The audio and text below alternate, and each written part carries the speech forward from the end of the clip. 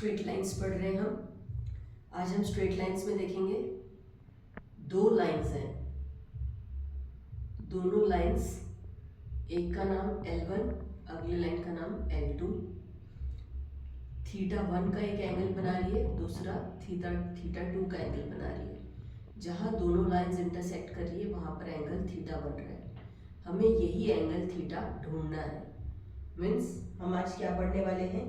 Angle between two lines, दो lines के बीच का एंगल। तो एंगल बिटवीन टू लाइंस के लिए हमारे पास फॉर्मूला होता है tan theta is equals to mod of m1 minus m2 upon 1 plus m1 m2।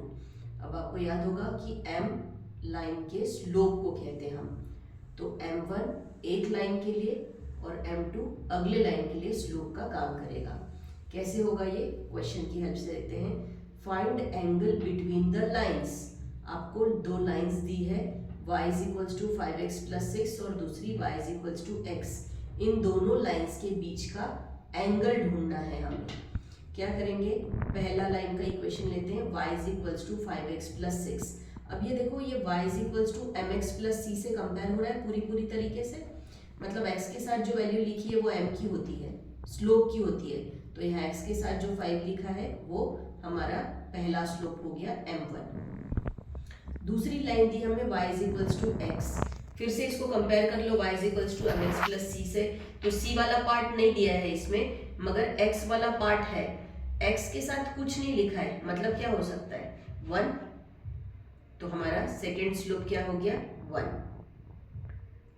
tan theta is equals to m1 minus m2। तो m1 5 है, m2 1 है, तो m1 minus m2 upon 1 plus m1 m2। m1 5, m2 1। 5 minus 1 हुआ 4 और 1 plus 5 into 1 यानी क्या हुआ? 5। तो 1 प्लस 5 6, दोनों डिवाइड हो जाएंगे, 2/3 बचेगा। थीटा, ये tan थीटा जो लिखा है इसका थीटा इधर ही रखेंगे और tan को अगली तरफ भेजेंगे तो वो tan इनवर्स हो जाएगा। यहाँ पे इसकी पावर कुछ नहीं है तो 1 है, उधर जाके उसकी पावर -1 हो जाएगी। ये 2/3 एज इट इज होगा। ये आपका पहला क्वेश्चन हुआ। सेकेंड क्वेश्चन देखो, फिर से find the angle between the straight lines. दो लाइंस हैं, इनके बीच का एंगल ढूंढना है। पहला आपका जो लाइन है वो है 2x plus 3y is equals to 13 और दूसरी लाइन है 2x minus 5y plus 7 is equals to 0। दो लाइंस के बीच का एंगल निकालने का formula tan theta is equals to m1 minus m2 upon 1 plus m1 m2। पहली line 2x plus 3y is equals to 13। अभी हमें पता है हमारे लाइन का इक्वेशन होता है y is equals to mx plus c। मतलब y इस तरफ अकेला रहना चाहिए, बाकी सब ने अगली तरफ जाना चाहिए। तो ये 2x के आगे कोई साइन नहीं, मतलब प्लस है, तो वो अगली तरफ जाके क्या हो जाएगा? 13 के पास -2x में कन्वर्ट होगा। अब यहाँ पर 3 लिखा है, मगर हमारे जो स्टैंडर्ड इक्वेशन में y के साथ कोई भी कोफिशिएंट नहीं चाहिए, तो क्या करेंगे? पूरे इक्वेशन को 3 से डिवाइड कर देंगे दोनों साइड पे। एक साइड पे नहीं करते हैं, दोनों साइड करते हैं। तो अब यहाँ पर 3 को 3 से डिवाइड करूंगी तो यहाँ का 3 हट जाएगा, यहाँ 13/3 और 2x/3 होगा। अब x की पोजीशन पहले नंबर पे होती है तो मैंने 2x पहले लिख दिया। 2x इक्वल्स टू का साइन क्रॉस किया करके अगली तरफ नहीं आ रहा है ना, ये सिर्फ आगे पीछे हो रहे हैं, अपनी जगह बदल रहे हैं। तो 2x माइनस 2x जो है वो -2x ही रहेगा और ये +13 ही रहेगा। बस मैंने इसे आगे इसे पीछे लिख लिया है। 3 से डिवाइड कर रहे हैं इसलिए 2x अपॉन 3, 13 अपॉन 3। इस फॉर्मूले से y is equals to mx plus c से अगर कंपेयर करूँ तो m की जगह कौन आ रहा है? -2/3। ये हमारा पहला स्लोप हुआ m1। दूसरी लाइन है हमारे पास 2x minus 5y plus 7 is equals to 0। फिर से मैं y वाला टर्म अकेला करना चाहती हूँ, तो -5y को अगली तरफ भेज दो, जहाँ पे 0 है वहाँ, तो ये +5y हो जाएगा। ये अगली तरफ गया, यहाँ क्या बचा हुआ है? 2x प्लस 7, वो एज इट इज रहने दो। y के साथ जो टर्म है वो मुझे नहीं चाहिए, y अकेला चाहिए, तो 5 लिखा है तो पूरे दोनों इक्वेशंस को दोनों साइड पर 5 से डिवाइड कर दूंगी। 5/5 1 बच जाएगा, 2/5 7/5।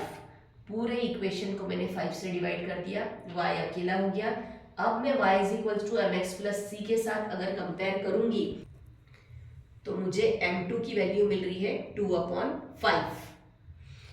Ten theta is equals to m1 minus m2 upon 1 plus m1 m2 के फॉर्मूले में मैं m1 की जगह -2/3 और m2 की जगह जो अभी हमें मिला है 2/5 वो रख दिया।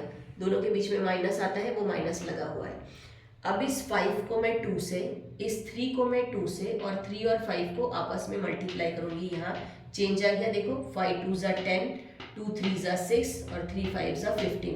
ऐसे टर्म्स को सॉल्व करने का ये तरीका है।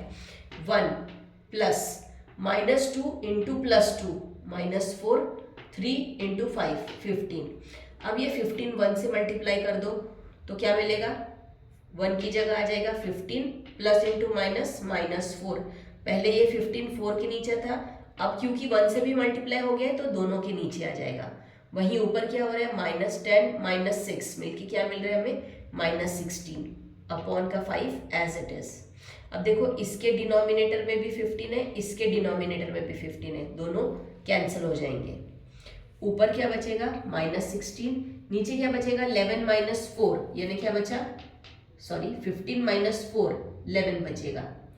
अब आंसर में क्या बचा, 15 कैंसिल हो गए तो -16/11। मॉड में लिखा है -16/11, मॉड से बाहर आ जाएगा तो क्या होगा 16/11। मॉड छोड़ने पर वैल्यू पॉजिटिव हो जाती है। अब ये टेन थीटा की वैल्यू आई है, मैं एंगल ढूंढ रही हूँ, मतलब मुझे थीटा ढूंढना है, तो 10 अगली तरफ जाकर tan इनवर्स होगा 16/11 थीटा की वैल्यू, आंसर।